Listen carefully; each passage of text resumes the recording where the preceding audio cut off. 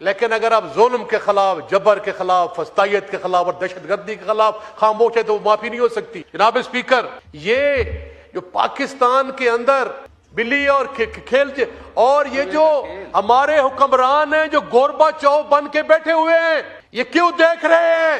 बच्चे शहीद हो रहे हैं, माएं जो हैं जनाब स्पीकर वो लाशें उठा उठा के तंग हो गई है। ये कभी किसी पे उंगली उठाते हैं, कभी किसी पे उंगली उठाते हैं।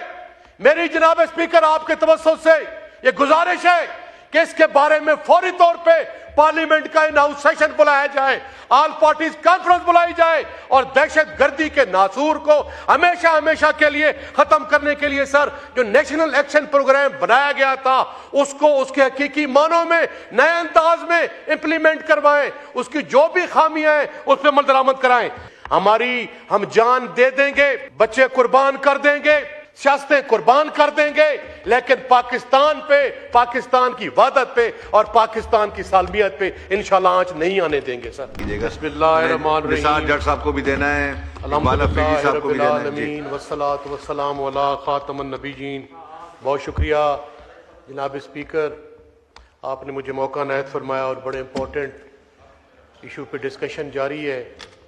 दिल की अथाह गहराई से न सिर्फ हम इसकी मजम्मत करते हैं, चाहे वो बलूचिस्तान में जो वाक़यात हुए या चाहे जो इस्लामाबाद में हुए, इनके लिए मुझे अल्फाज नहीं मिल रहे। जितनी भी सारी इसकी मजम्मत की जाए वो कम है। हमारा दिल खून के आंसू रो रहा है। ये दहशतगर्दी न इस्लाम में जायज़ है। इसीलिए किसी ने क्या खूब कहा कि दहशतगर्द का न कोई मजहब होता है, न कोई नजरिया होता है, न कोई उसकी जमात, न कोई फिरका होता है। दहशतगर्द होता है। इसकी सर पूरी इस्लामिक जो हिस्ट्री है, कुरान मजीद फुरकान हमीद, इसके बारे में सर बड़ा वाज़े और दो टोक है। कुरान मजीद में भी इसके बारे में बड़े वाज़े अहकामात हैं, हदीस में भी, और जो हमारे बुजुर्गान गुजरे हैं उनके भी इसके बारे में वाज़े हिदायत हैं। जो कि कुरान मजीद में आता है कि एक शख्स का कत्ल पूरे कायनात का कत्ल है। ये सूरतुल मायदा की आयत सर 32 है, जिसमें अल्लाह फरमाता है जिसने एक बेगुनाह इंसान को कत्ल किया गोया उसने पूरी इंसानियत को कत्ल किया, और जिसने एक जान बचाई गोया उसने पूरी इंसानियत को बचाया। इस तरह सर कुरान मजीद की एक और आयत है सर, सूरतुल कसस आयत नंबर 77, और जमीन में फसाद न फैलाओ, बेशक अल्लाह फसाद फैलाने वालों को पसंद नहीं करता।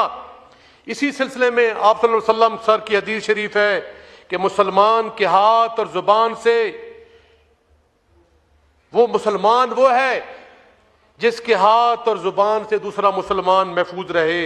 सर हजरत अली करमल्लाहु वजहू का कौल मुबारक भी है कि अगर आप तलवार से किसी को काट देंगे तो वो तो कबूल है, लेकिन अगर आप जुल्म के खिलाफ, जबर के खिलाफ, फस्तायत के खिलाफ और दहशतगर्दी के खिलाफ खामोश है तो माफी नहीं हो सकती। जनाब स्पीकर, ये जो पाकिस्तान के अंदर ये जो बिल्ली खेल का चूहा, बिल्ली और खेल का ये जो खेला जा रहा है, बिल्ली और खेल, और ये जो हमारे हुक्मरान हैं जो गोरबाचौव बन के बैठे हुए हैं, ये क्यों देख रहे हैं? बच्चे शहीद हो रहे हैं, माएं जो हैं जनाब स्पीकर वो लाशें उठा उठा के तंग हो गई है। ये कभी किसी पे उंगली उठाते हैं, कभी किसी पे उंगली उठाते हैं। मेरी जनाब स्पीकर आपके तवज्जुह से ये गुजारिश है कि इसके बारे में फौरी तौर पे पार्लियामेंट का इन-हाउस सेशन बुलाया जाए, ऑल पार्टीज कॉन्फ्रेंस बुलाई जाए और दहशतगर्दी के नासूर को हमेशा हमेशा के लिए खत्म करने के लिए सर जो नेशनल एक्शन प्रोग्राम बनाया गया था उसको उसके हकीकी मानों में नए अंदाज में इंप्लीमेंट करवाएं, उसकी जो भी खामियां हैं उस पर अमल कराएं। जनाब स्पीकर, ये आए रोज हम सुनते रहे, इतनी लंबी स्पीचेस हुई हैं। वाइंड अप करें मसी खैल साहब, प्लीज वाइंड अप करें, माइक खोलें, माइक खोलें सर। इतनी लंबी स्पीचेस हुई हैं, हम भी सीनियर पार्लियामेंटेरियन हैं, हमारा भी सर हक बनता है। आप ही के मेंबरान हैं, आप ही के शाह साहब, इसलिए हम यहाँ आए हैं। अगर हमें हमारी डेलीब्रेशन से कोई मुल्क और कौम का फायदा, जो अच्छी बात है, हम इस पॉइंट पर सर पाकिस्तान के लिए इकट्ठे हैं। हम जान दे देंगे, बच्चे कुर्बान कर देंगे, सियासतें कुर्बान कर देंगे, लेकिन पाकिस्तान पे, पाकिस्तान की वहदत पे और पाकिस्तान की सालमियत पे इंशाल्लाह आंच नहीं आने देंगे सर।